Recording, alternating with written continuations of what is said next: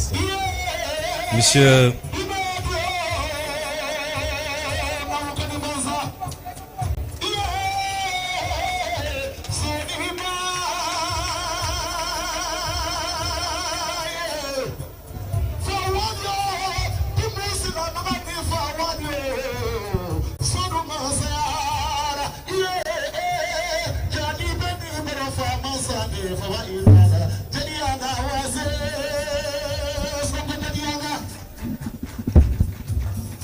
Monsieur le ministre de la formation professionnelle,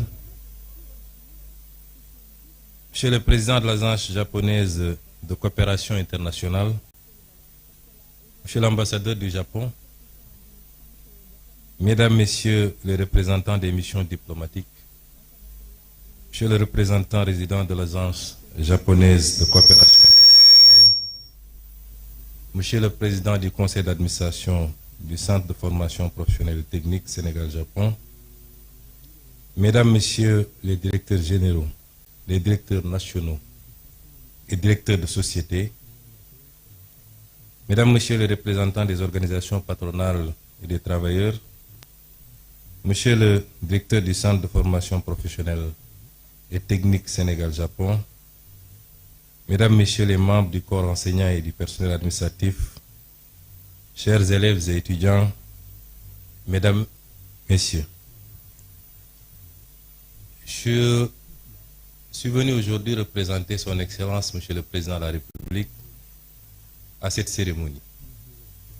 Hier déjà, le Président de la République avait reçu Monsieur le Président de la JICA et Monsieur l'ambassadeur du Japon. Et aujourd'hui, il me délègue de représenter à cette cérémonie. Cela atteste de l'importance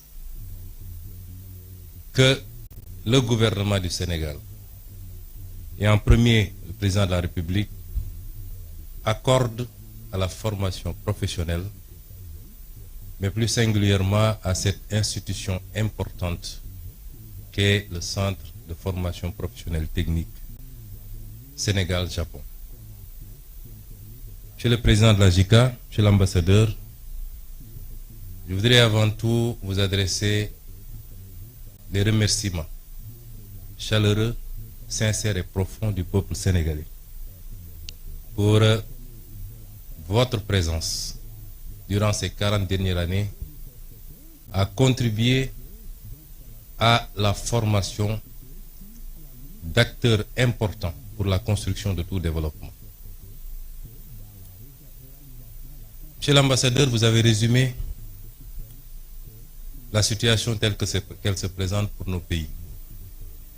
Vous avez dit que le Japon, ce que nous savions déjà, ne disposait d'aucune ressource naturelle pratiquement.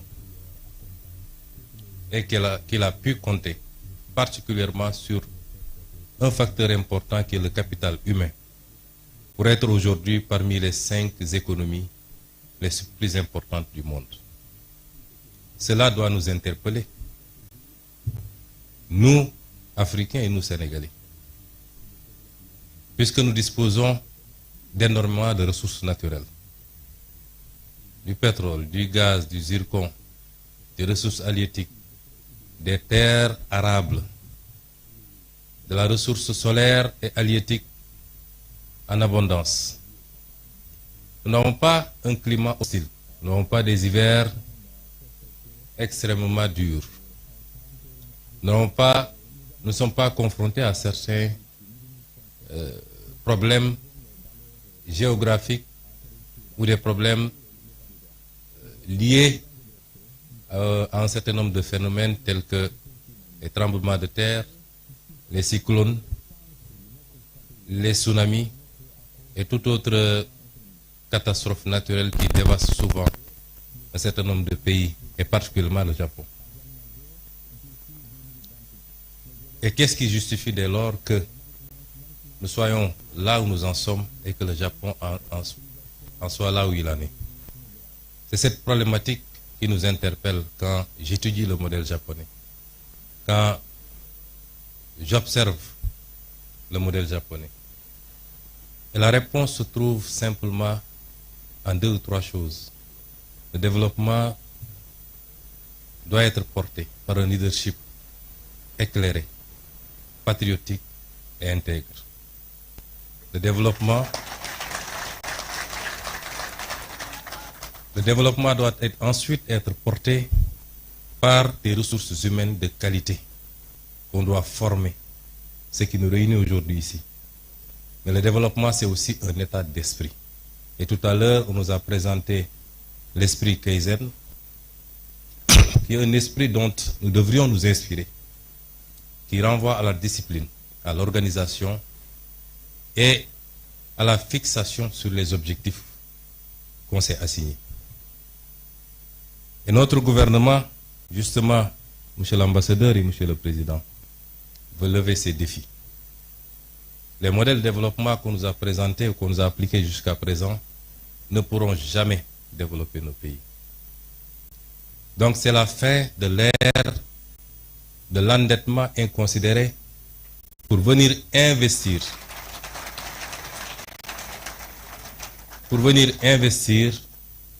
dans des projets qui n'ont aucun rapport avec la construction d'un développement endogène et souverain.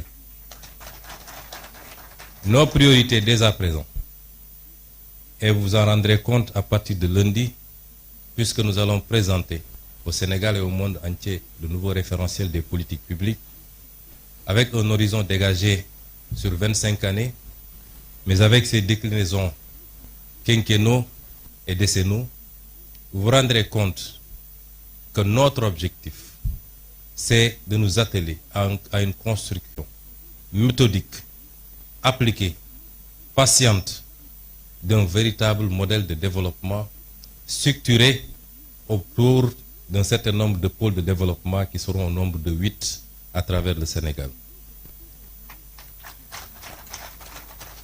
Et nous voudrions que la coopération avec tous nos partenaires soit circonscrite désormais autour de ces impératifs. Et à ce titre, je pense que le Japon est largement en avance, puisque le modèle qui nous est présenté ici est justement le modèle qu'il nous faut, qu'il faut dupliquer et renforcer. Je me réjouis déjà d'entendre et de voir que notre complexe sera bientôt ouvert à Diamniadio. Nous vous en remercions. Mais il est souhaitable, toujours avec la coopération japonaise, que nous puissions ouvrir autant de complexes, à défaut de le faire dans toutes les régions, du moins dans les 8 pôles de développement, pour accroître la chance de tous les Sénégalais, les jeunes Sénégalais, de pouvoir bénéficier d'une formation de qualité chez eux et de pouvoir contribuer localement à construire le développement endogène au niveau local d'abord, au niveau des pôles, puisque c'est la somme des résultats obtenus en mettant en compétition les 8 pôles qui nous permettront d'avoir un résultat appréciable au niveau national.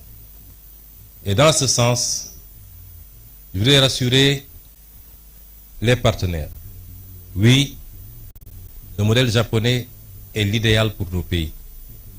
Nous préférons qu'on nous apprenne à pêcher plutôt que de continuer à nous offrir du poisson. Le transfert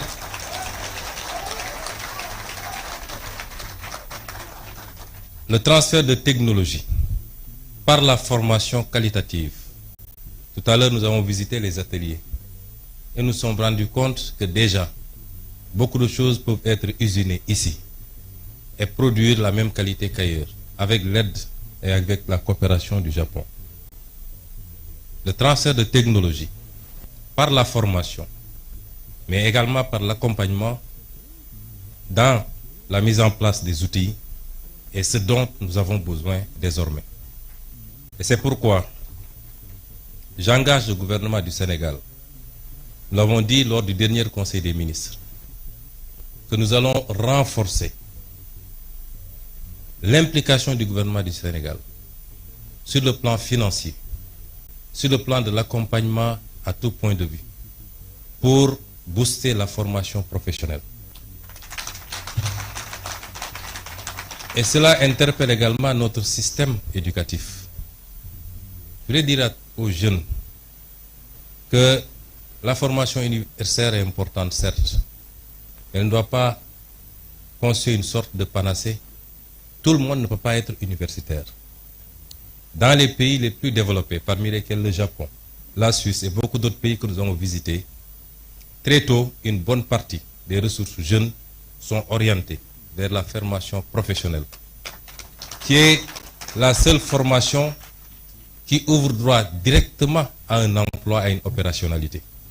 On peut faire 10 ans à l'université et quand on vous met dans une position de travail, vous avez besoin encore d'être formé et formaté pour pouvoir être opérationnel. Et le pays a besoin de beaucoup plus de techniciens, de scientifiques, dans tous les domaines.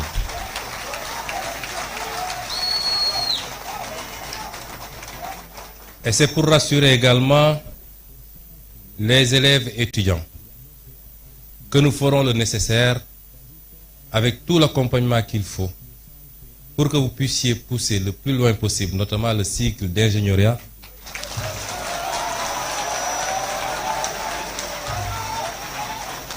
et cela dans les plus brefs délais.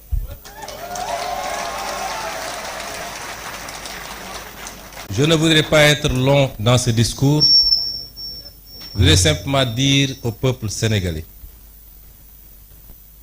au-delà des félicitations à nos partenaires japonais, parce que tout ce qu'ils ont fait, ils l'ont fait avec altruisme, puisque c'est des dons. Nous les remercions chaleureusement encore une fois au nom du peuple sénégalais.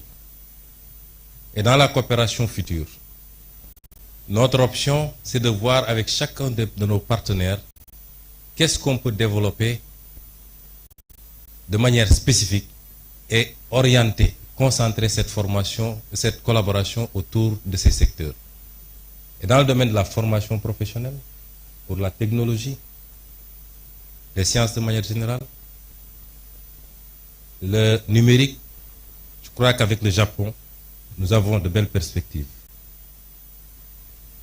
Mais ce que je voulais dire au peuple sénégalais, pour conclure, c'est qu'un peuple ne se développe que par lui-même. Savez-vous que nous avons fait récemment un exercice de vérité pour dire aux Sénégalais ce qu'il en était. Certains ont crié au loup en disant que nous aurions dû mentir au peuple sénégalais pour éviter de nuire à l'image du Sénégal. Nous ne sommes pas dans cette relation avec le peuple sénégalais. La vérité sera dite, quelles qu'en soient les conséquences, mais pas pour nuire à l'image du Sénégal, pour lancer un message très fort au peuple sénégalais. C'est que ce qui nous a conduit à ces situations, c'est qu'on a souvent voulu se cacher derrière notre petit doigt et éviter d'affronter les réalités de face. Les modèles de développement qui ont marché ailleurs et qui sont pratiquement identiques compte tenu des réalités et des spécificités socioculturelles sont les mêmes qui développeront ce pays. Et ce modèle, c'est compter d'abord sur nous-mêmes. Notre note a été très légèrement dégradée. Nous attendions beaucoup plus. Pourquoi? Parce que même sur le plan international, les partenaires ont salué l'exercice de vérité. Mais si notre note a été dégradée après, notre développement ne dépend pas du financement international. Il dépend de nous, de nos capacités à nous fixer des objectifs, à mobiliser toutes les ressources endogènes. Et Dieu sait qu'on n'en a pas mobilisé encore le 5e. Et seulement, mais alors seulement, toute aide internationale, encore que c'est rare de parler d'aide, puisque c'est souvent des dettes, viendra simplement en complément. Et ce message, nous devons le comprendre parce que si aujourd'hui le Japon, qui n'a aucune ressource naturelle, qui a vécu ce qu'elle a vécu lors de la Deuxième Guerre mondiale, a su en être à ce niveau, c'est parce qu'il a appliqué cet esprit, ce modèle cette combativité, ce don de soi pour sa patrie, mais cette croyance fondamentale en lui-même et en son peuple. Je vous remercie de votre aimable attention.